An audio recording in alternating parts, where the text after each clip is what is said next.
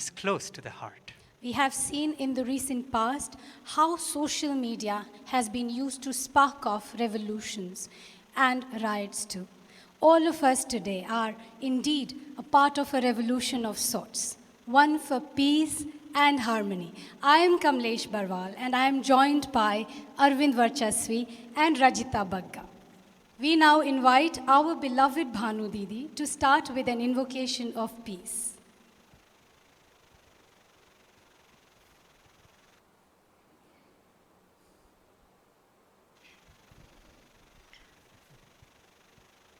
Jai Gurudev. ओंकारं बिंदु संयुक्तं नित्यं ध्यायन्ति योगिनः कामदं मोक्षदं चैव ओंकाराय नमो नमः ओम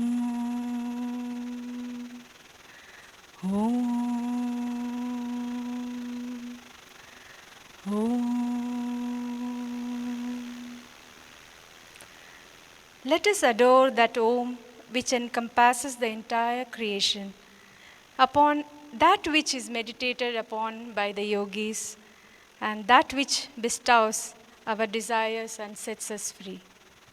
Jai Gurudev. Thank you, Bhanu Didi. Now let's begin with a video that is a befitting introduction to the life and work of Shri Shri.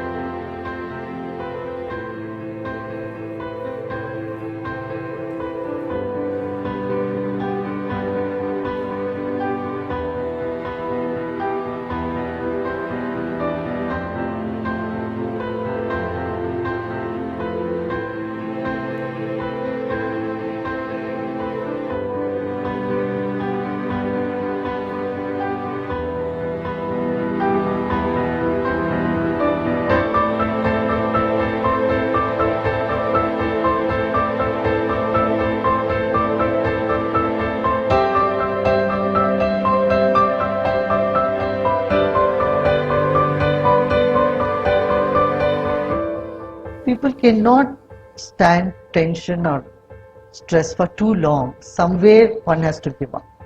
You can't hold your fist too long like that. Somewhere you have to relax. And when you relax, you see the whole sky is on your hand. That tendency is began in the world.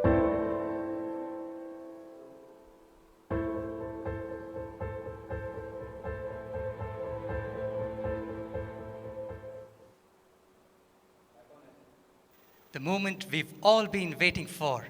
Shri Shri is live with us right now. Welcome Shri Shri. Over the past few weeks, all of you from around the world have sent thousands of questions on various topics. We ran a poll and selected a few questions that we will be asking you today in 4 different segments. Shall we begin with the first segment, Arvind? Let's begin. And the first segment is Getting Personal with Shri Shri. Shri Shri, we know you as a spiritual master, a humanitarian leader, an ambassador of peace, and of course, a symbol of hope to many. Yet we also would love to know Shri Shri the person.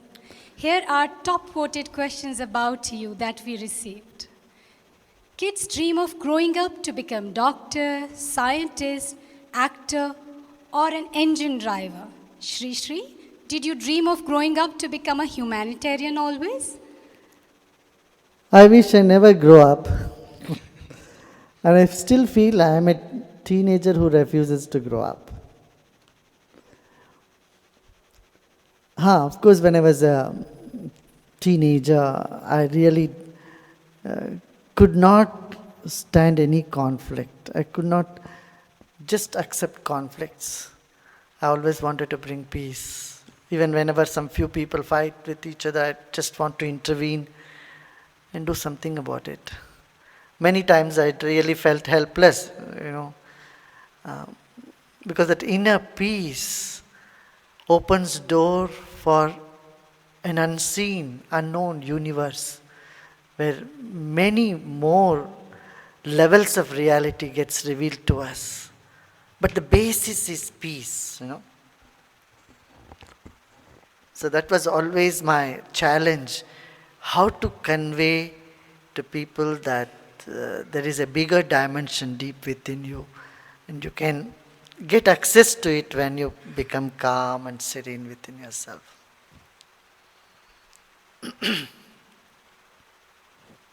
Who were the people in your childhood that you looked up to or got inspired by? First was my mother, I had to accept. She always said I can improve better, and she was very perfect. To me, she was an embodiment of perfection, anything she did.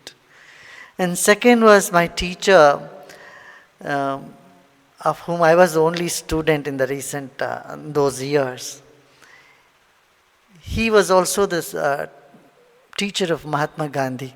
He's still alive. Can you imagine? He's 118-year-old Pandit Sudhakar Chaturvedi, with whom I learned some Vedic hymns in the free time from my school and from my college days.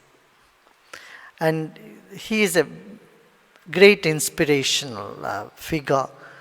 He dedicated his life for the freedom movement.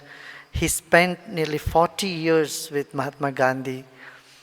And after that, being a bachelor, he adopted 8 children, Dalit children, Harijan children, and brought them up, made them IAS officers. It was a great inspiration of his dedication, his life as a dedication. Shri Shri, the Art of Living is a 32-year-old organization. Spans across 152 countries. And has touched the lives of 370 million people. What is the biggest challenge that you've had to face? I don't really recollect or keep account of all the challenges. Many challenges do come, but when your goal or your, what you want to do is clear to you, and you keep walking. Of course, the fundamentalists don't like you because it is eroding their base. When people become more accepting and more broad vision, and people with ulterior motives or sometimes, short-sightedness. These are the challenges. People who just think about themselves, what they would gain in, doing petty things.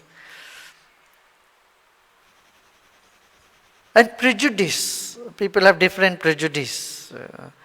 Different kind of prejudice against religion. In the beginning days when I would go around to teach meditation, they thought it is something like a voodoo and not a normal person's cup of tea.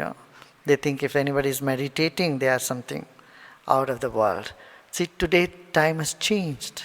That prejudice is much, much less.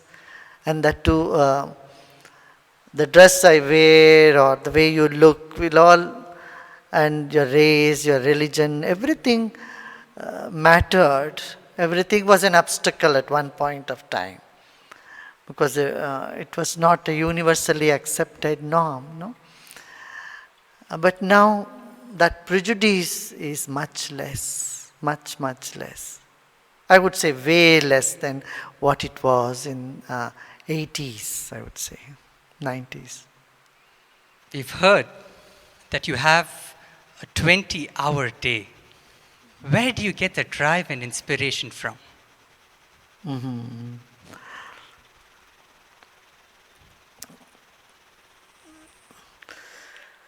You know, when you want to do some work, energy is there. Where there is a will, there is a way. It's an old saying, right?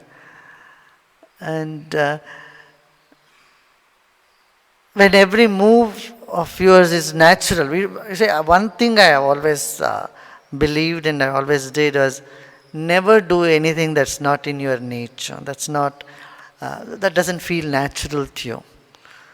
So when I work, I'm still connected to myself,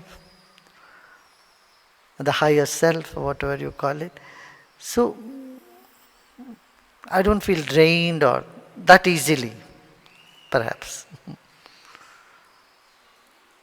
It is the craziest. I think love is the biggest force on the planet. And when we connect to ourselves, we find that enormous source of energy within us. And action is just spontaneous. It's not an effort.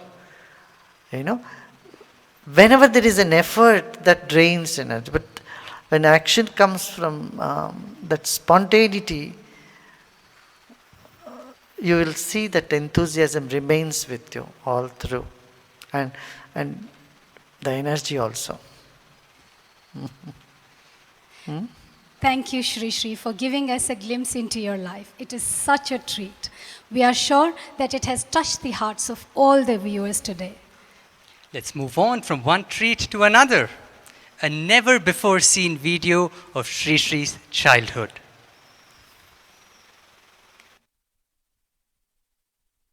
The Muthuswami Dikshitarji story of the Shiva Lingam and Naga.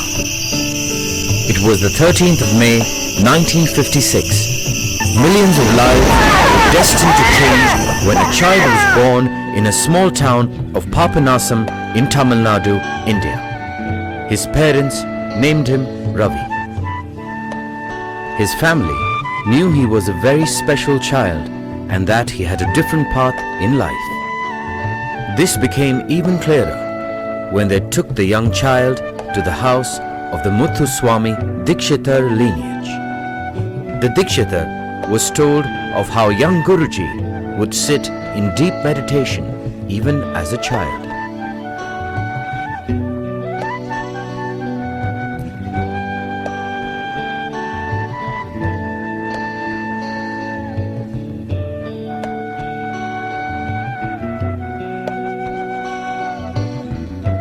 He wanted to give young Guruji a gift and entered the room with a silver bowl filled with many precious items.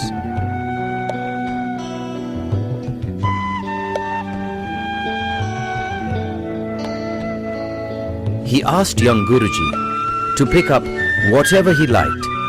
Without hesitation, the child first picked an emerald Shiva Lingam and placed a silver Naga on top of it.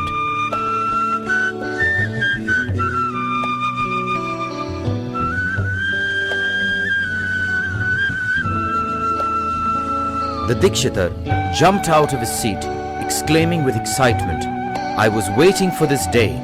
Muthuswami Dikshitar, who lived 300 years ago, had predicted that the person who would re-establish Dharma in the world would select this very Lingam and Naga. What was just an intuition 300 years ago is today manifesting in the hearts of millions around the world.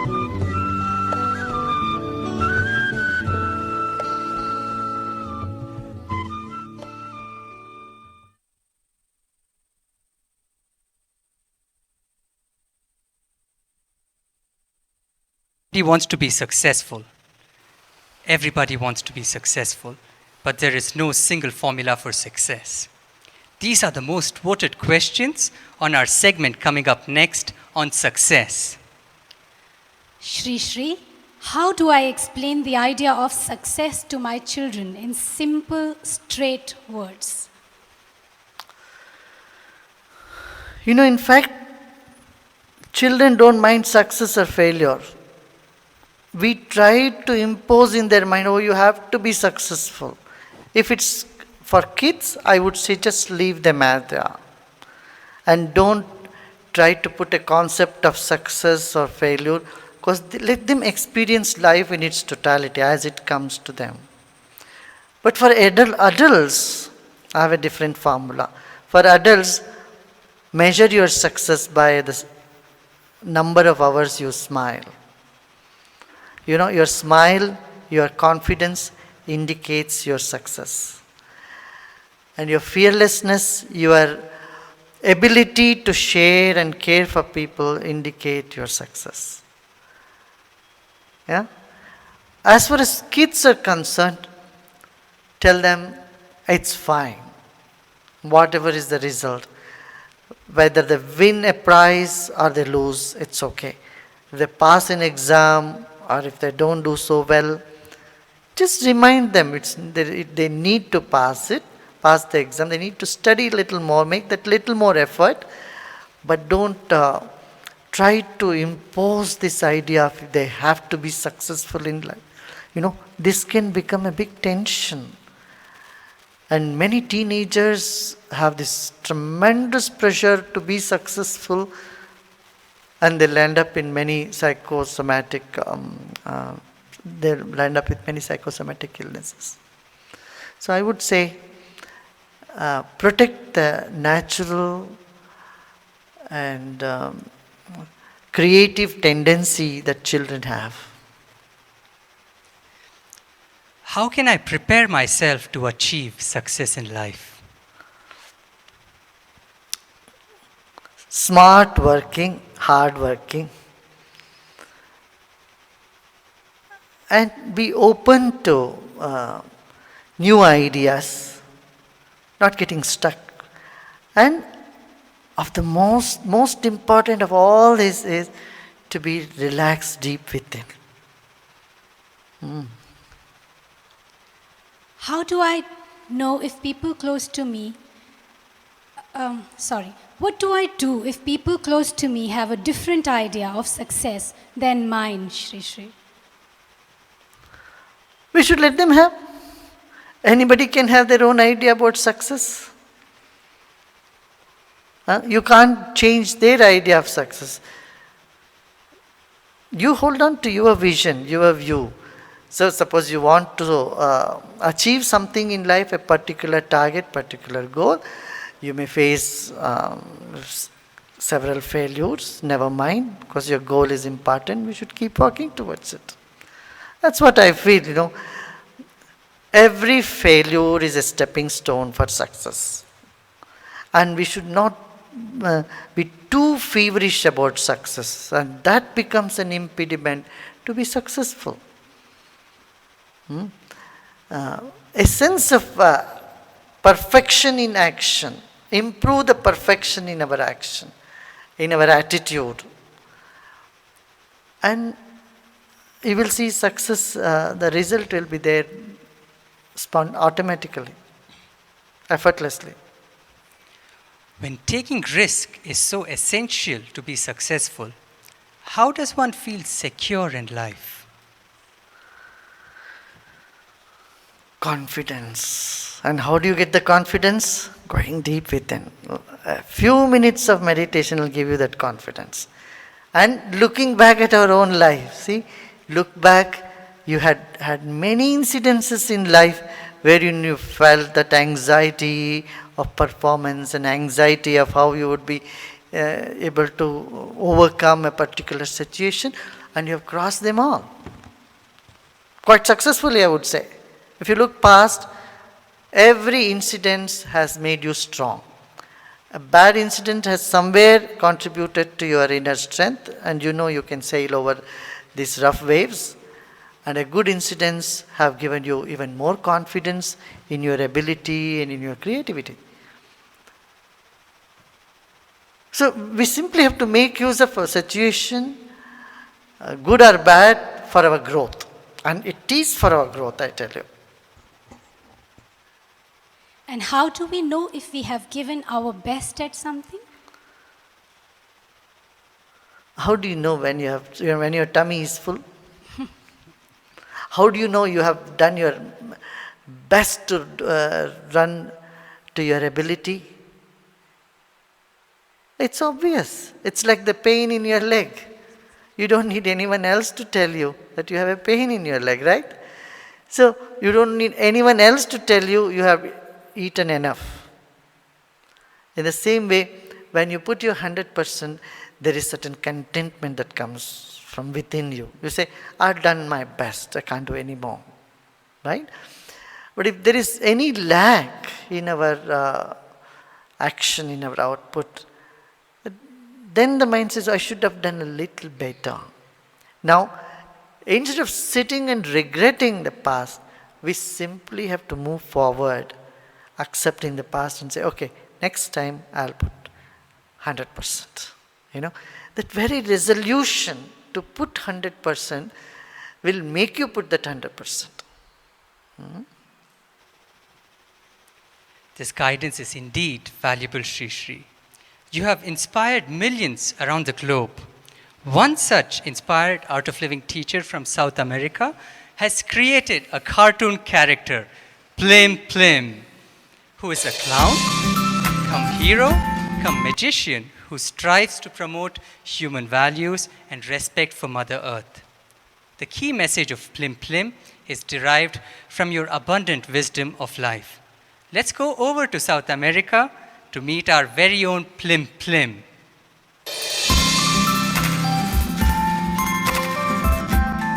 Yo había quedado muy impresionado con lo que Sri Ravi Shankar había dicho en la Declaración Universal de Valores Humanos ante Naciones Unidas. Y ahí decía algo así como que había que dar luz a un nuevo modelo de héroe que dejase detrás la arrogancia por la violencia y que promoviera el compartirse solidario y la amistad. Y esas palabras resonaron muy fuerte. En esos días me vino a visitar mi amigo Guillermo Pino y me propuso hacer algo con el nombre Plim Plim.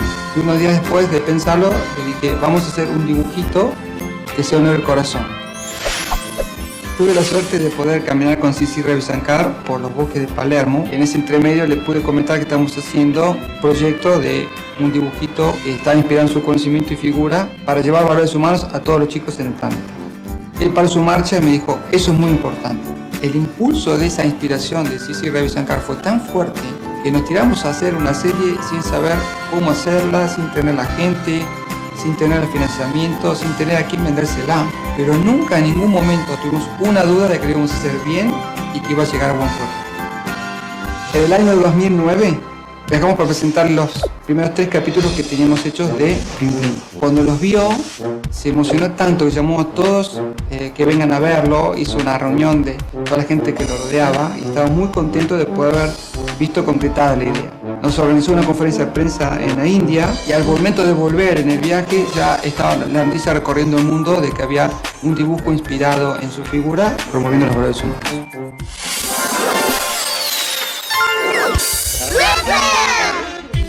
Plim Plim.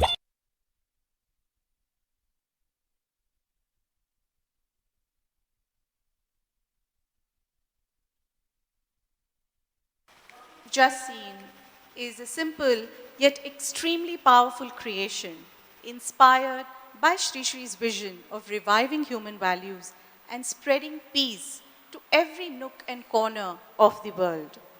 Shri Shri, as a humanitarian, you have worked tirelessly through your life to bring peace, offer mediation and solutions to communities, regions, and even countries. So the section of questions we are having now are titled around peace and conflict resolution, and they are coming from countries who seek your guidance on the specific challenges that the world is facing today. So for the first question, we travel all the way to South America, to Brazil, where we are joined by Mr. Marcelo Frejo. a congressman from Brazil, and he's asking his question now. His question revolves around the demonstrations that are happening around Brazil in these last few weeks. And he's saying that with these demonstrations, all aspects of life are getting impacted. So how do we deal with it?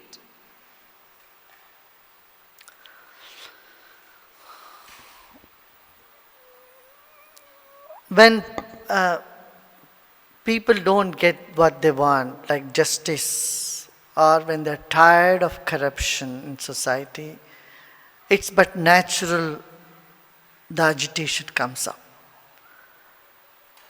And people gather together, they demonstrate, they agitate.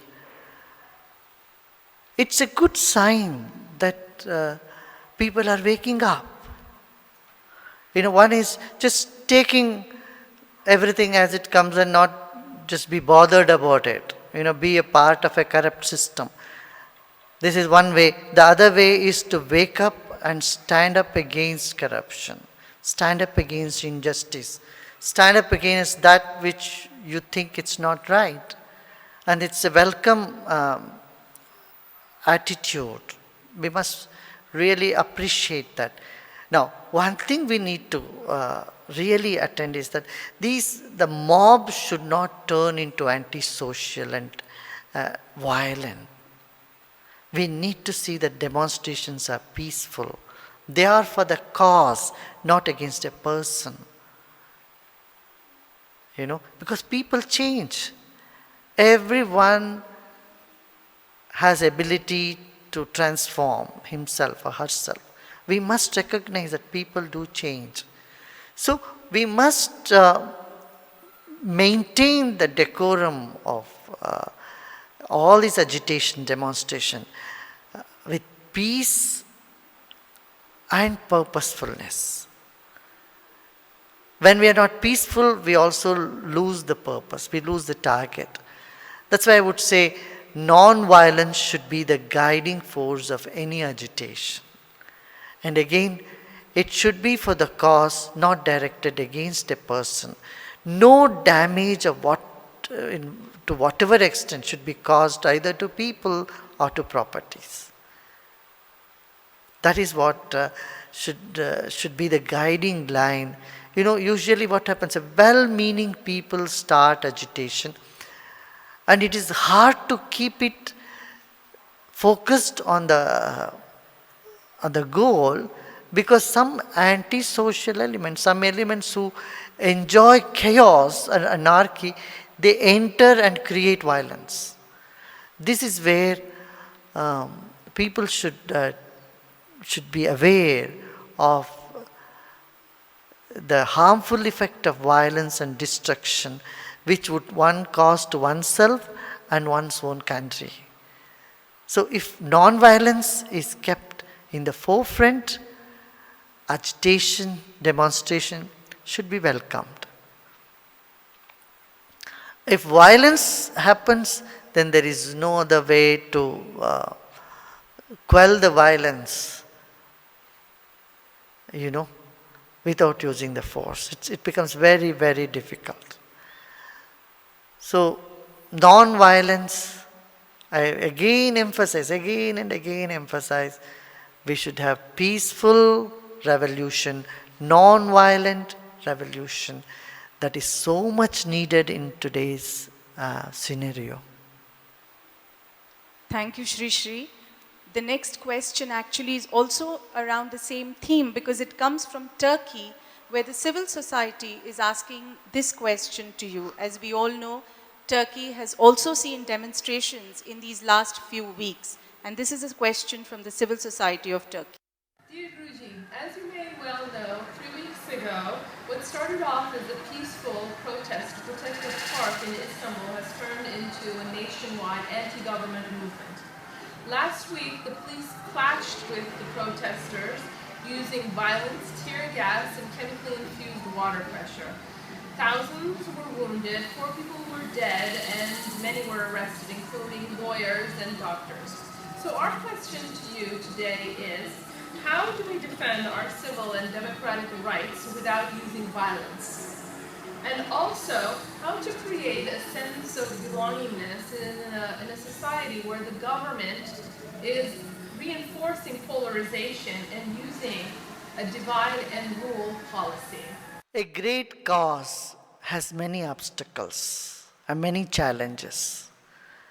It's when the challenges are great, are bigger, that's when we have to hold on to our values, our means of approaching our idea, our goals. So we need to, I know it's hard, it's difficult to be peaceful when there is injustice done, and especially when violence comes. So we have to take that extra care and keep our spirit alive. We have to say, come what may, we will hold on to our goal of democratic rights. We have our democratic rights. And when we are so strong in our resolution, I tell you, the small setbacks here and there that you would face would be nothing. So you would still march ahead. I tell you, it's a long way. Always wanting justice and wanting your rights, human values. It's not that easy. There are vested interests in society, and there are people who just want to hold on to power, come what may. And there are people who don't even think, they simply act, and the language they know is only violence. And such is the scenario. We have to take that extra caution to continue our pursuit peacefully and in a non-violent manner. We need to see that our people are given that moral support of truth will always win. When you know this, when you believe in this idea, truth will trump, you are able to move through the challenges still with that confidence and with that much needed courage. You know, when we get upset, when we get stressed, and when we get angry, somewhere inside we are shaken, we are losing our energy. And to take any such big task, we need enormous energy. And that enormous energy comes with certain calmness within us. Number one. Second is always be open to dialogue. And third one is do not label a person as or anyone, a person or a setup as bad people. Once you label it, you close the door to communication. You know what Mahatma Gandhi did was, he never labeled the British as the bad guys. So he always had that line of communication opened with them. Again and again, even after many atrocities, he kept approaching them for dialogue, for talks. So this is the third thing that we need to know. We should not think that the other people or government is all anti-people. That will only make us even more angry. When we are angry, we lose our energy even more.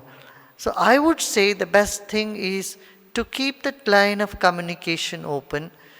Be steadfast in your approach toward justice, toward democratic rights, towards peace and prosperity and progress. And be resolute and encourage people to be peaceful in their demonstrations. I know it's easier said than done, but nevertheless we should move in the direction for victory will be ours. Thank you, Shri Shri. This is indeed such valuable guidance to people around the world who have awakened to fight for their rights. From Turkey, we move to Germany to take a question from Ms. Monika Greffan, a former member of the German Parliament, co-founder of the Right Livelihood Award Foundation, which is also known as the Alternative Nobel Prize.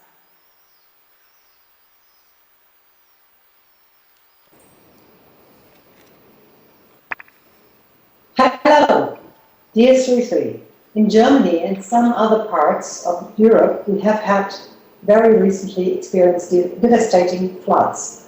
I have seen in the news that northern India is currently badly affected by severe flooding as well. Obviously, I would say the increased devastation is also a result of humans' impact in nature. What is your message towards our and your own environmental duty, and how can social media support us in that? Yes, Monica, I understand the present crisis. I would add also Calgary in this list.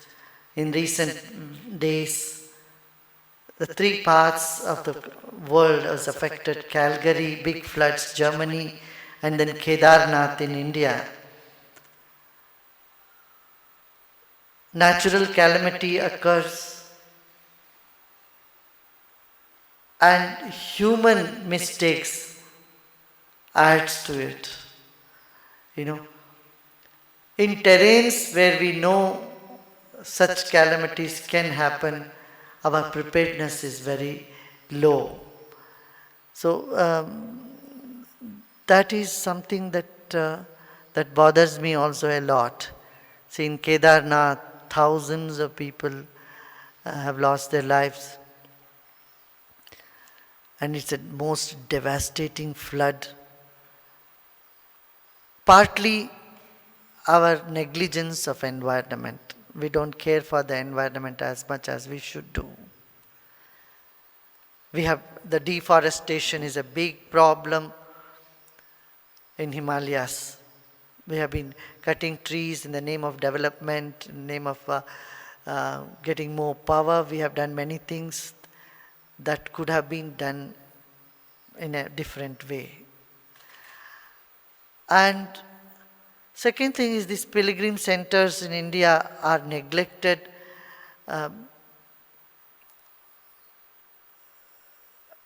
Without even considering, thousands of people go every year. They visit these places every year. And there is a single track that's going there. I would say they should have made better roads, an alternative road in these areas where evacuation could be faster. Floods do come, devastations do happen, but at least we can save the lives of people. Like what they have done in Calgary and in Europe also to a great extent. Not so much harm has been done to lives, people's lives. We haven't lost these many lives in the recent years after tsunami. This is sort of a Himalayan tsunami. And Art of Living volunteers are there working day and night. They have gone there, many of them, with lots of materials, relief materials. In Germany also our volunteers have worked, Calgary also. I have not told any volunteer that they should go and do relief work. See, this is what happens when our consciousness rises, when our heart feels that human values, it spontaneously responds to such situations. And people just jump in and do their best to fellow human beings. These are the situations which really test our humanness, whether you are really a human being or you are just a robot. In these situations, we have to extend our hand to those unfortunate ones, those who very much need us. So people should come in big numbers and contribute wherever, whenever calamity happens.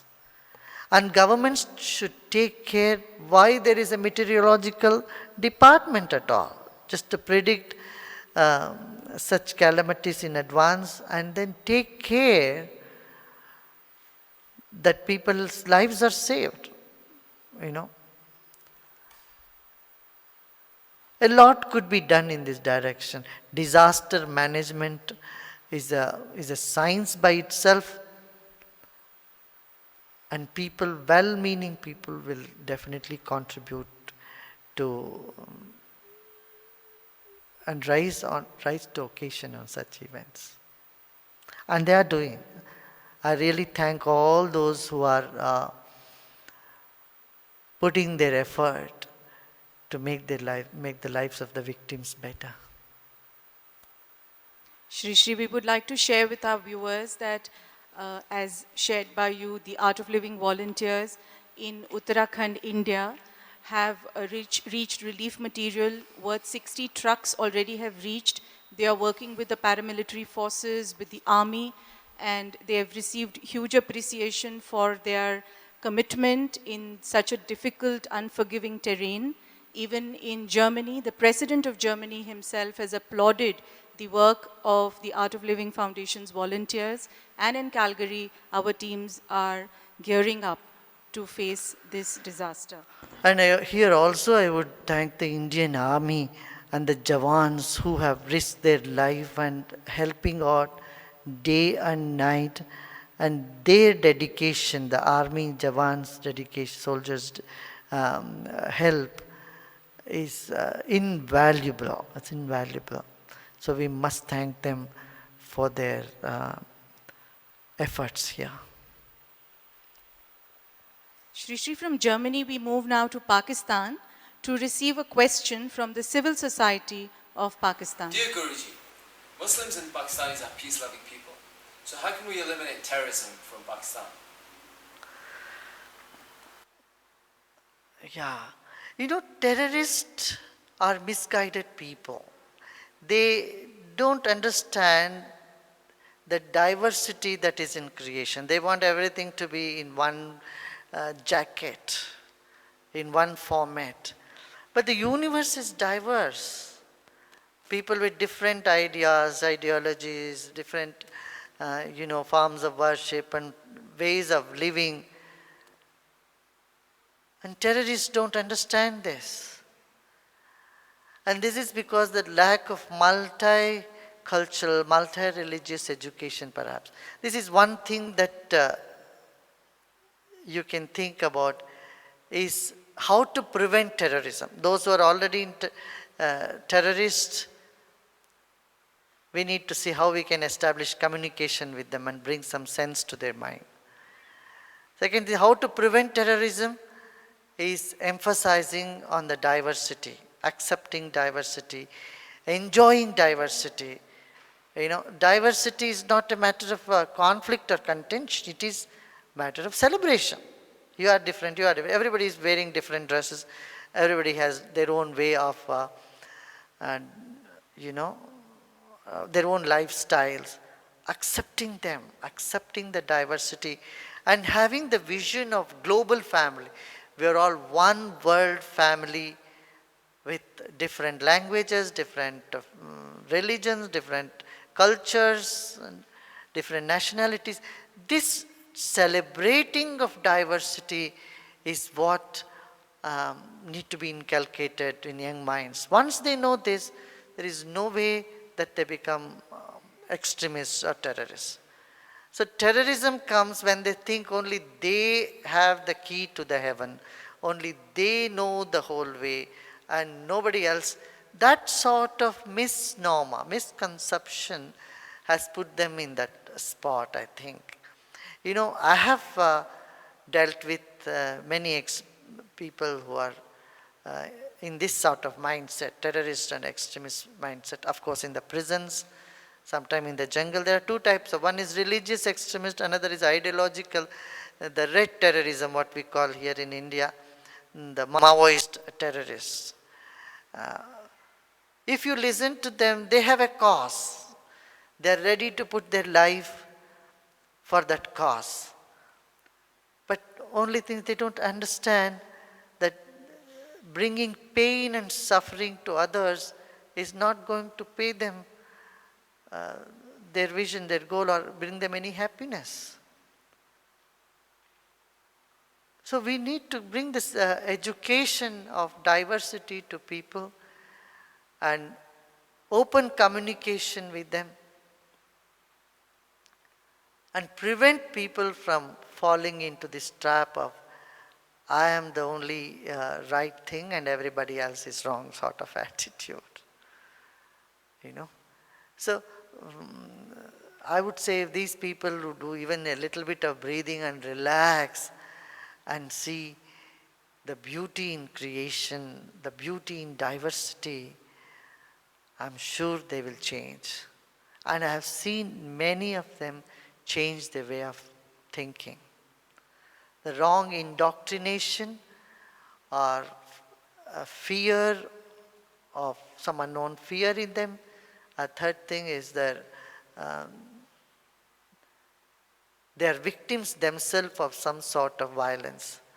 This could be cause of them taking into such extreme ideology, which is self-destructing. Shri Shri, your precious wisdom has truly made this world a global family, because as we speak, we have 128 countries who are live online with us, with about 1 million plus people live at 10,000 plus locations. So a big hello to all of you who are with us on Face2Face with Shri Shri. And from Pakistan, we now travel to Korea to take a question from the civil society in Korea. Thank you so much for giving an opportunity to Korea to hear your loving words of wisdom. Today, I would like to ask your advice on a very crucial topic. I have heard that the suicide rate in Korea is the highest among all the OECD countries. And the situation I see here is too much of materialistic ambition.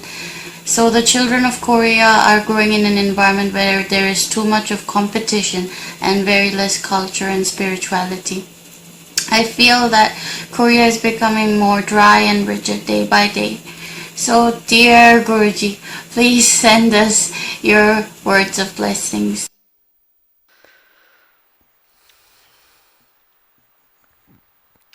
When the energy goes down, then you get depressed, and it goes further down, suicidal tendency happens. So you need to bring up your energy level through proper breathing exercise, through meditation, and through good company, loving company, the energy can go up. Usually what happens, when we have some negative thing in our mind, we share with somebody, and our so-called friends, they confirm our negativity rather than dissolving the negativity. They said, yes, what you say is correct and everything is hopeless. Instead, we should raise their energy and enthusiasm level. It's not that poor people only commit suicide, and those who have also commit suicide, because it's a state of mind that is responsible for suicidal tendencies. It's nothing to do with the material acquisition around them. So I would say they should be led to someone who can teach them meditation, who can make them do some breathing exercise and rise up their energy level. And it is possible to do that.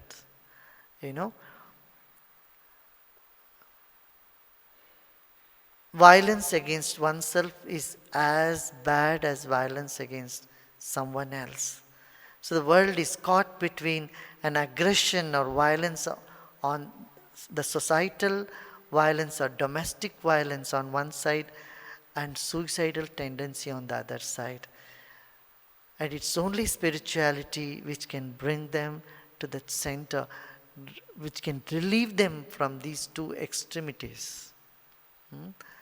And I would say, if you find anyone with slightest suicidal tendency, please ask them to do some yoga, or get them around in good company, get them to sing and dance, make them understand life is much more than a few material possessions.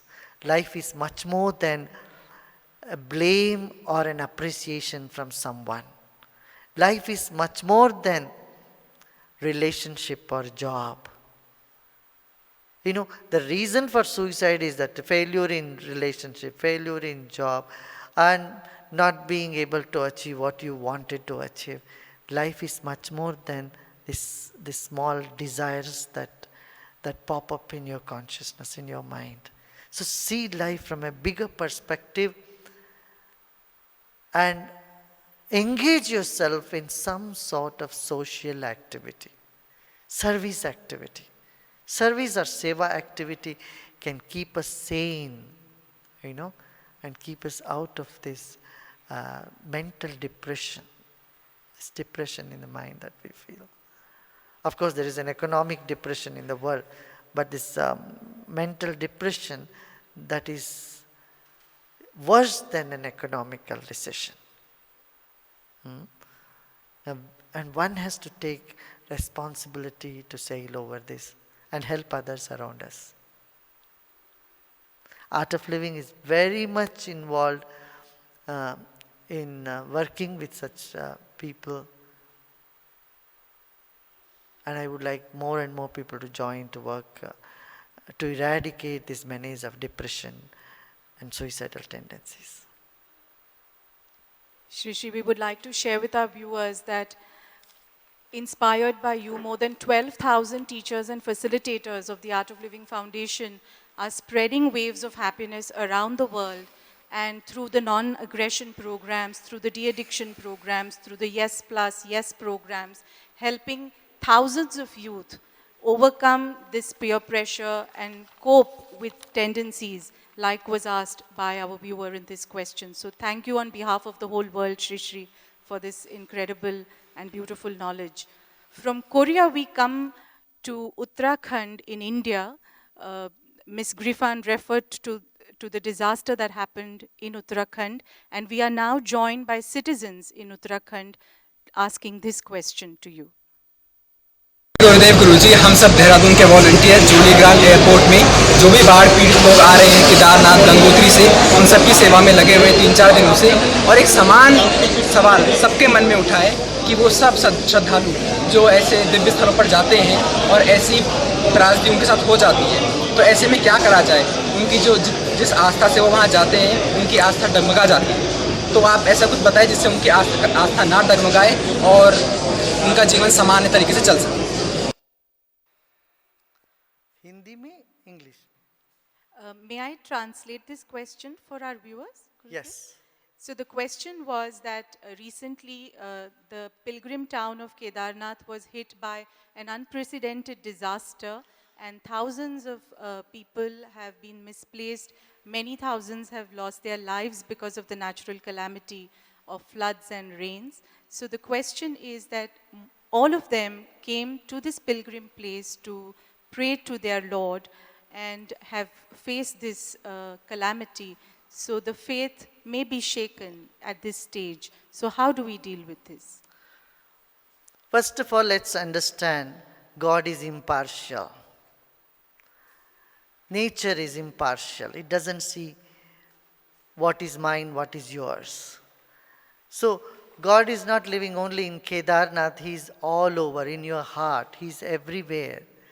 Yes, pilgrim spots where lots of tourists have been going has not had enough amenities to handle that type of crowd, and there has been a lot of negligence in all our pilgrim places around the country. They need better facilities, better roads, better communication systems. This has not been attended to as it should have been. This is one thing. And for people, I would say, there are many incidences come where the faith gets shaken, where it is needed most. So, come what may, we should hold on to our faith that truth will trump, good will find its rightful place. And this is the time for prayer, When disaster happens, when fear overtakes our mind, prayer helps. And don't lose your heart. For Lord, it's not His place or another place. He is impartial. Every place belongs to the Lord. So calamities happen. In times of calamity, your faith is tested. Hold on to your faith and see what you can do to people around you. and see so many more lives are saved. Thank for those lives. Of course, many we have lost. We have lost many lives. Pray for peace for those souls and their family. Let their family come out of this this very big tragedy. Let God give them strength to overcome this tragedy.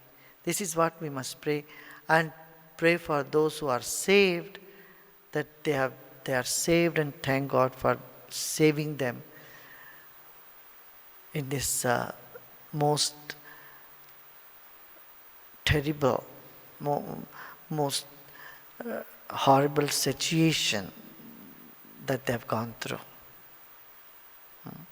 I mean, there are no words. I don't get words to describe this human tragedy that has happened. At least now we must wake up and make proper alternative arrangements, roads, and knowing very well the terrain is so hard, so difficult. We should place proper roads and proper communication and transport systems. This is an urgency. And all the 4 dhams, all the 4 places in Himalayas, because people will continue to go. They have been going from ages. And this tragedy will not stop anyone from going back there again.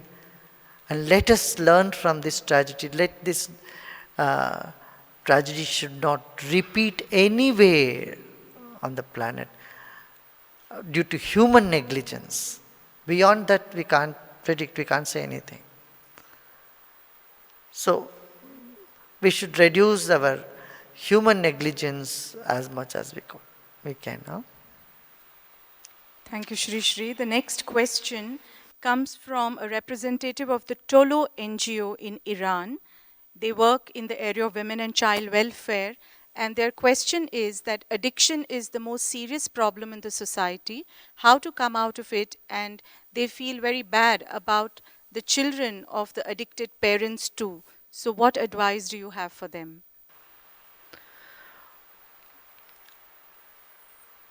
Women especially, and parents in general, should create a barrier in the minds of people not to touch any substance which they can get addicted to, especially which is harmful to them.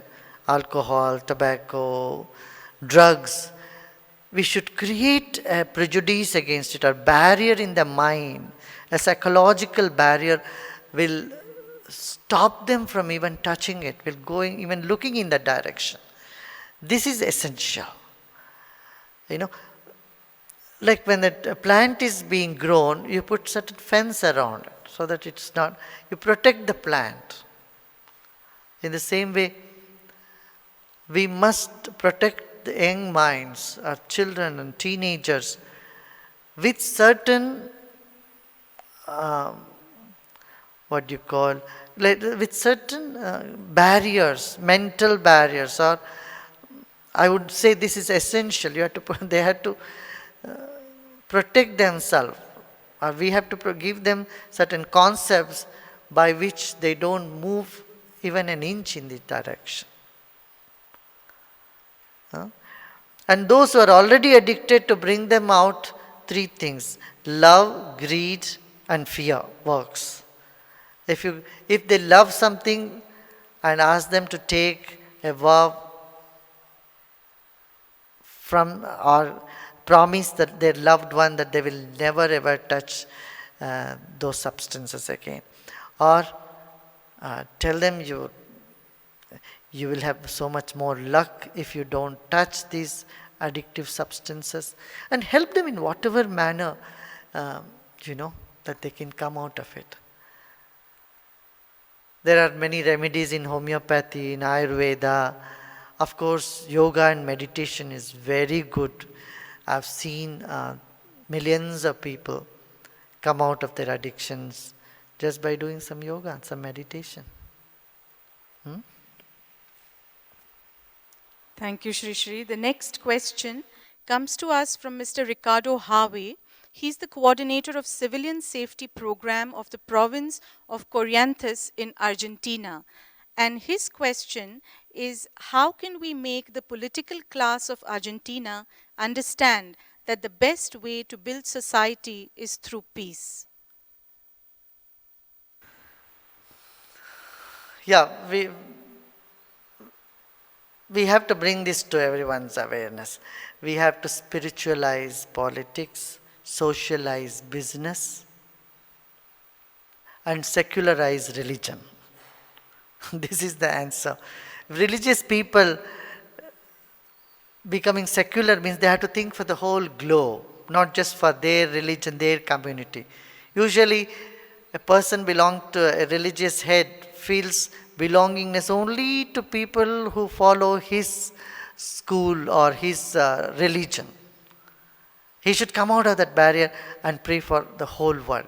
Similarly, every businessman should do a little bit of social engineering, corporate social responsibility.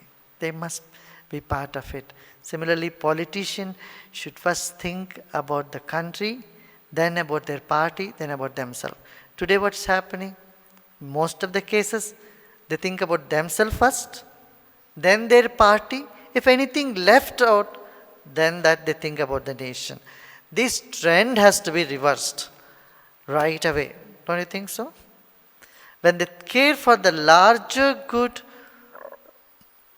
higher good for large number of people in the society, naturally they'll be spiritual. Naturally they will love peace.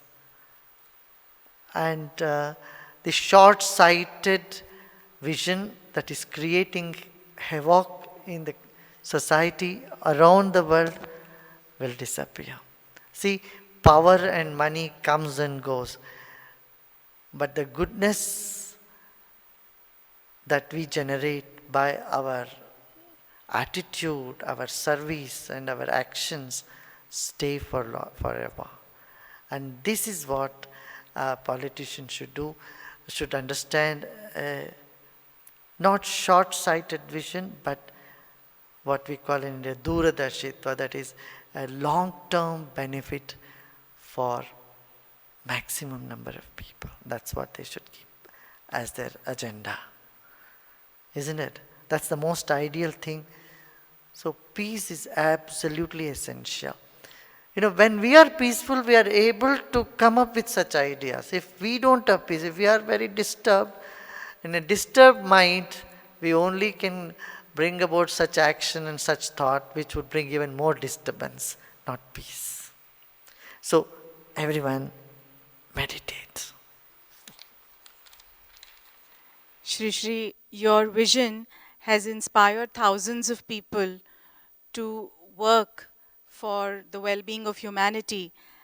So our team here has put together a short tribute that epitomizes our spirit of service and volunteerism. So we invite the viewers to see this short video now.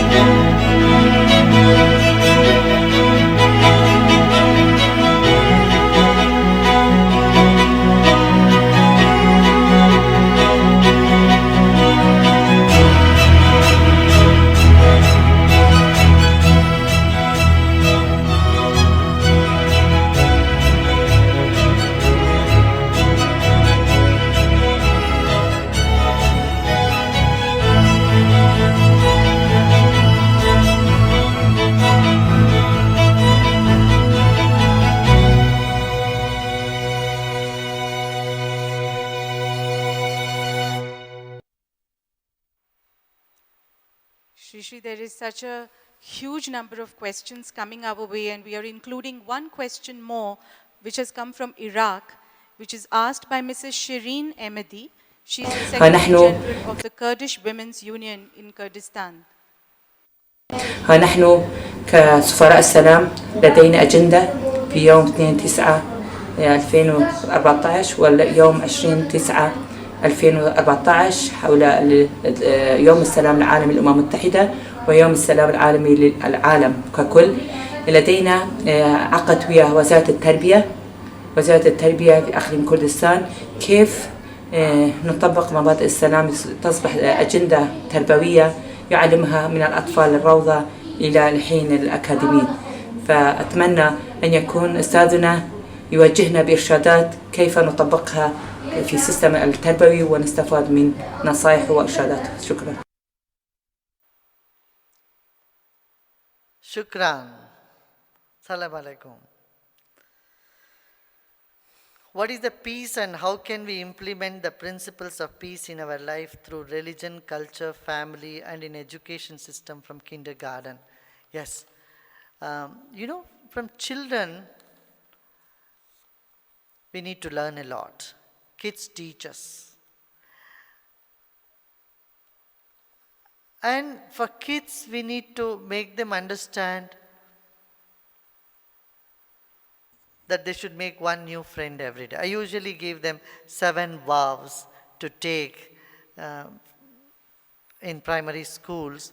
The children, first vow they take is making one new friend every day. If you ask kids who are 40, 50 in a classroom, how many friends you have, they usually count on their fingers, 3, 4, 5.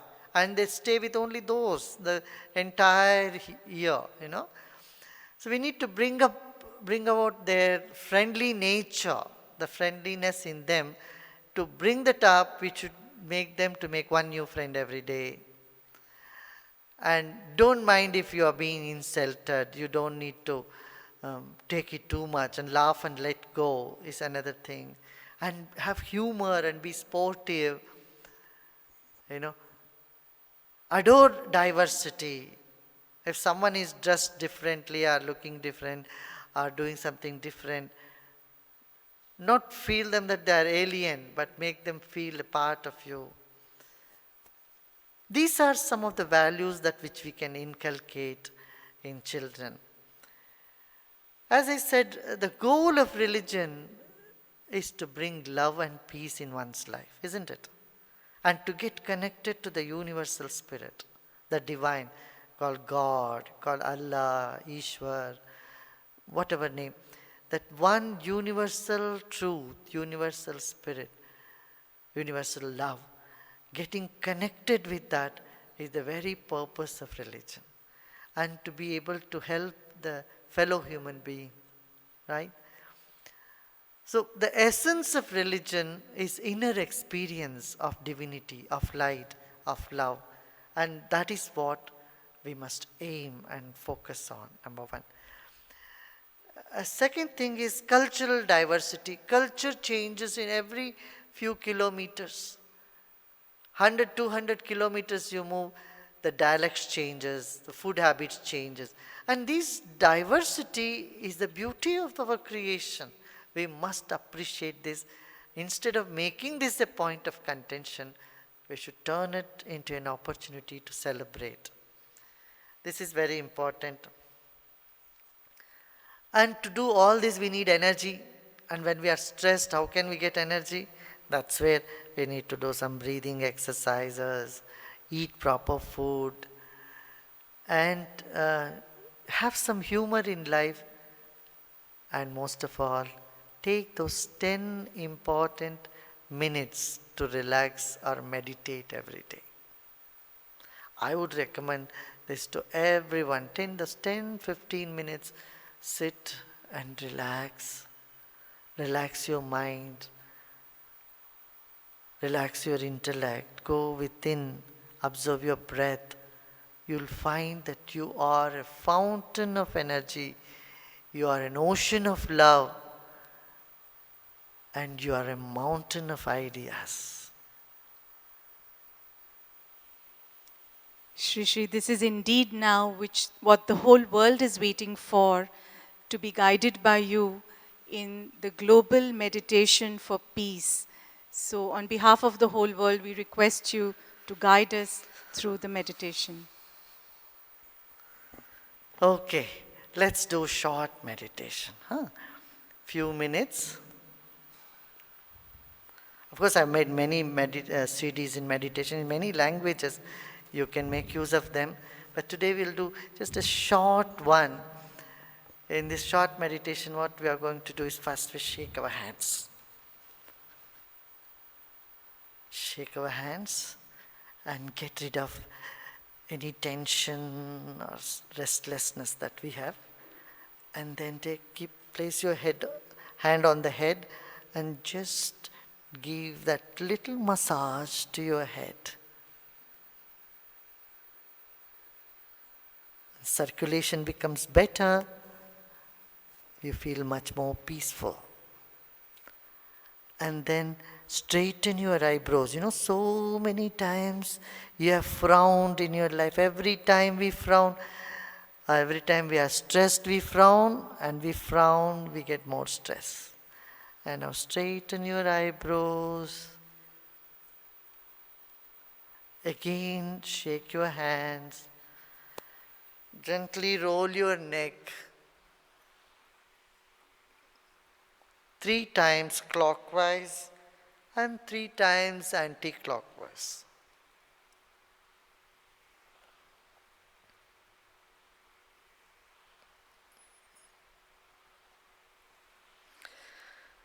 Okay, done. Now sit with your spine erect and your eyes open in a 45-degree angle. Your eyes are open.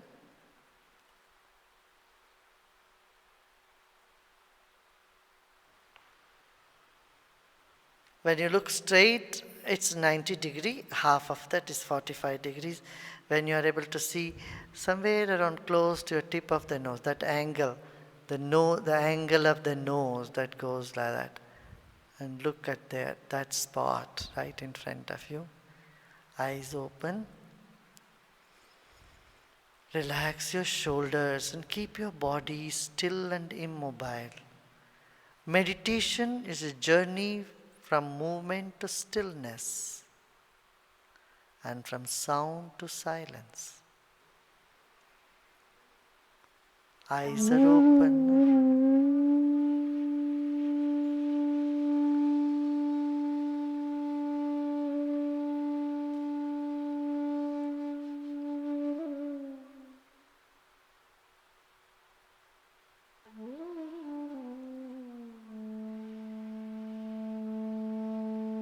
Your shoulders are relaxed.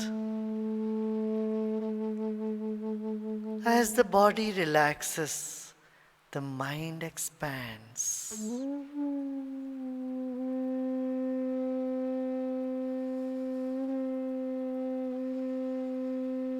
Your body is still and your gaze is fixed. Your eyes are steady.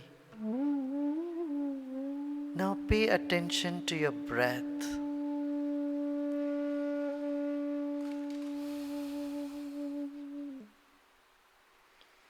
Honor your own body. This body of yours with billions of cells is the most precious gift you have received.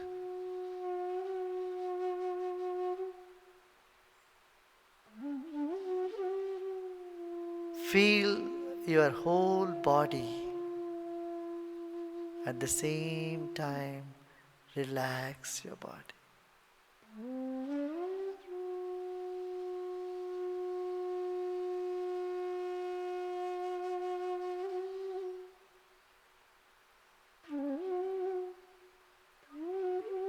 You may feel some heaviness or tightness. Just let it be, never mind.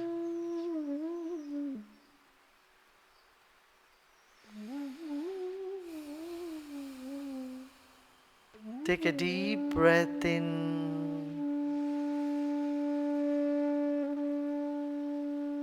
and breathe out slowly, gradually.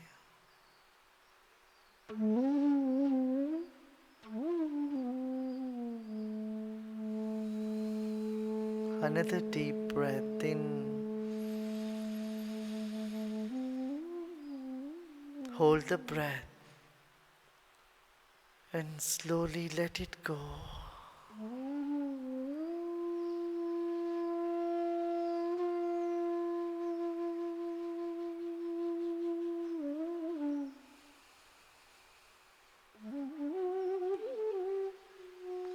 Pay a little more attention to your breath. Notice the volume of breath.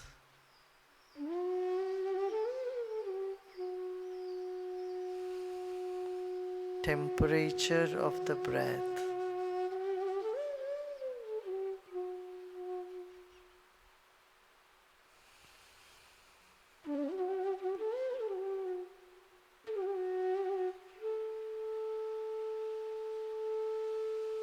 Length of the breath.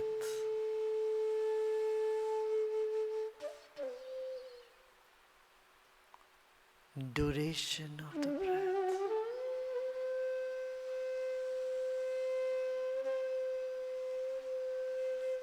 Your gaze is still fixed. Body is still and immobile.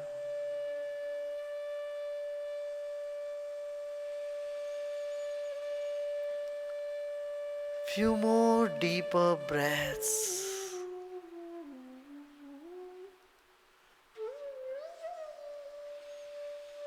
Incoming breath energizes the body. The outgoing breath brings relaxation. Let us become familiar with this phenomenon.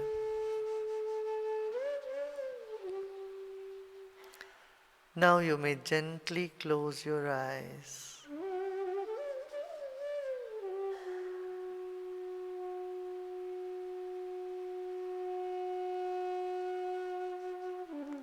And have a smile on your face.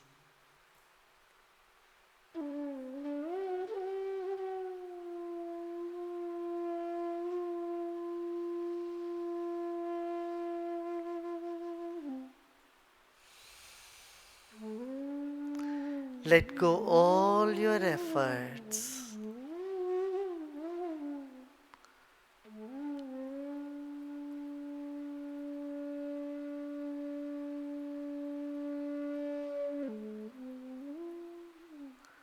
Let's take our attention to the top of the head.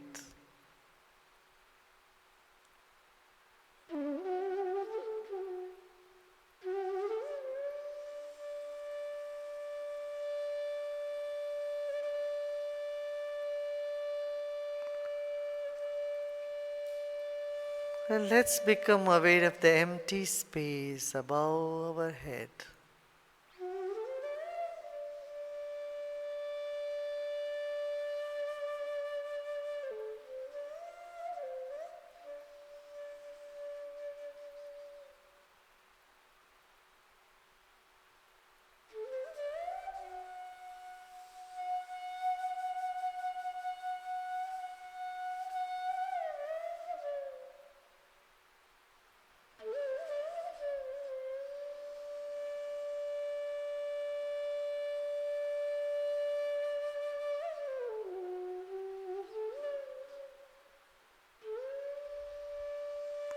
As the body relaxes, the mind expands.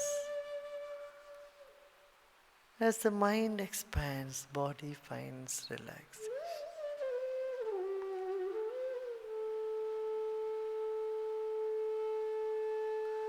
Let's all say Om. The sound Om means peace and love. Let's spread the vibration of peace and love around us with the sound emitting from our body. Take a deep breath in.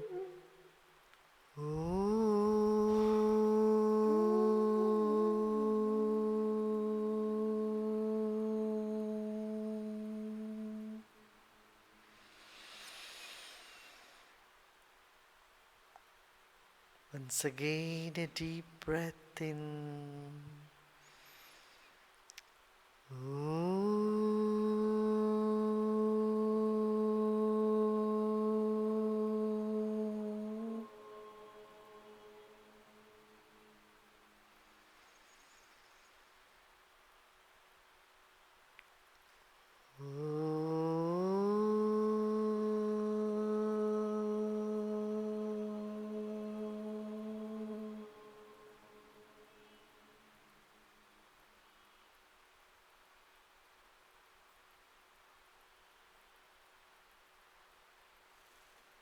Let go all your efforts. Simply relax.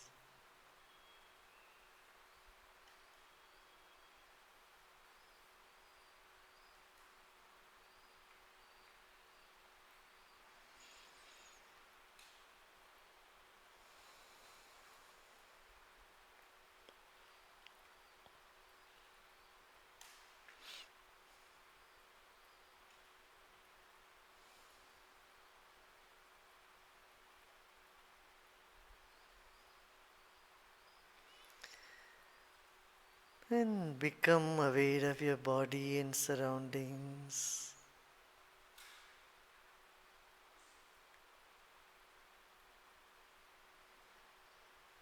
With a big smile on your face, take another deep breath in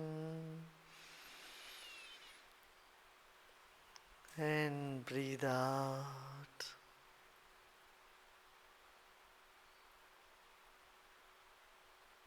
And slowly and gradually you may open your eyes.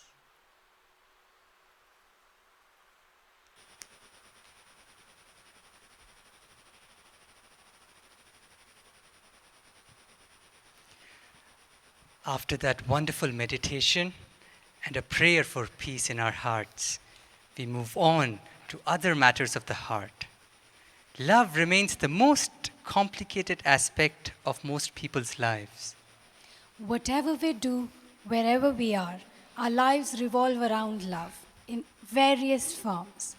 We are now, dear viewers, asking your questions on love and relationships. And as we progress, we have more and more connections and more people joining us from various countries. At present, we have 13,800 connections from all over the world and 176 countries participating with us. So here we go. We ask the first question in this segment right now. What are the signs of true love? It doesn't need any proof. It can only be felt in heart, not explained in head. Love is something that you cannot hide it, nor you can express it 100%. This is the pain of lovers around the world. They cannot express it 100%. And so they feel incomplete. And they cannot hide it, it just shows up. And the more you try to hide it, the more it shows up in your actions. With deep love comes a feeling of losing the person we love. How to overcome it? Somewhere love and fear and hatred, they're all connected. So it's through wisdom you can keep the purity of love, not make it turn into hatred or into fear. That's why knowledge, wisdom, spirituality is essential. It helps you to keep both head and heart in its rightful place. Shri Shri, if love is our existence, why do we feel loving towards only some people? See, the expression of love is different in with different age groups. With children, your love is different. With adults, it's different. With elders, your affection is different. There are many colors to love. And love for God, love for country, love for planet Earth, love for trees. They are all different expression of one thing that is your very existence, which I would call is love. Shri Shri, often love dies after a few years of marriage. How to stay in love forever? Well, I am not qualified to answer this question. But anyway, I can give you some suggestions. Never doubt the love of your spouse or ask them to prove their love for you.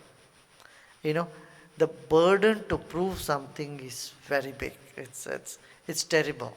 Suppose you are in that shoes. Put yourself in that shoe. If someone tells you, you should prove whether you really love me or not, then it somewhat weighs very heavy on your heart, isn't it? So I would say never ask the proof of someone's love. Their expression may change, may be a little different. And if you find that their attention towards you is going less, I would suggest you one way to look at it. You know how? You should ask them, why do you love me so much? Instead of, you don't love me, complaining to them, you don't love me, you should ask them, why do you love me so much? Then even if they don't love you so much, they start loving you more. A positive outlook towards the expression of love one must take. It's such a delicate thing. You cannot go and grab, you cannot force someone to love you. It's impossible. It's impossible to force yourself to love somebody. It all has to dawn from within you in such a natural and delicate manner. This is where you need that skill, and the skill comes to you from wisdom. How do we get unconditional love in life?